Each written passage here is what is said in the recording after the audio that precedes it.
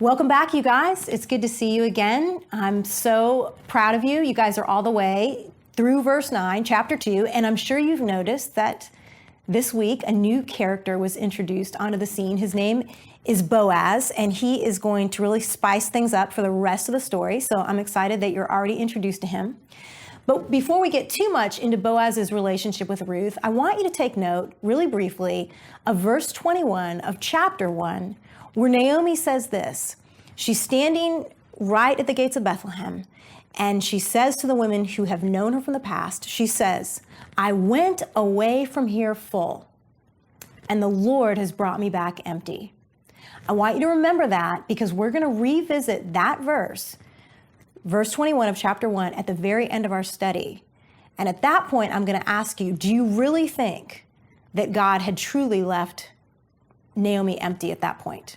All right, so just hold on to that. One other passage that I want to touch on is a passage that you read about God's care for the poor and the foreigner and the widow out of Deuteronomy chapter 24.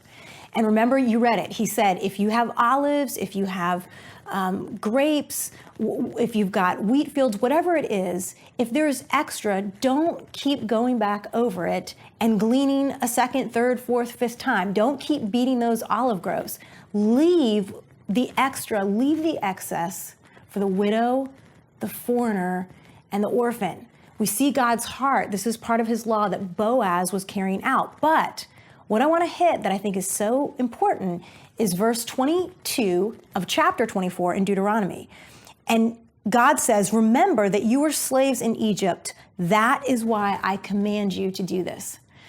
And as I study the book of Ruth and I see Boaz's incredible sacrifice for Ruth, for the widow, for the poor, for the foreigner, it tugs at my heart because it links me back to this passage where the Lord is telling us, remember that you used to be a slave. That's why I want you to love the poor. Because you used to be a slave and I freed you. You used to be in that position and I rescued and delivered you.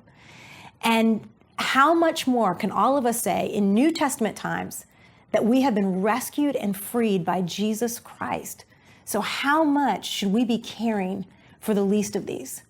So this week, I want you to think about that passage. I want you to spend some time on that.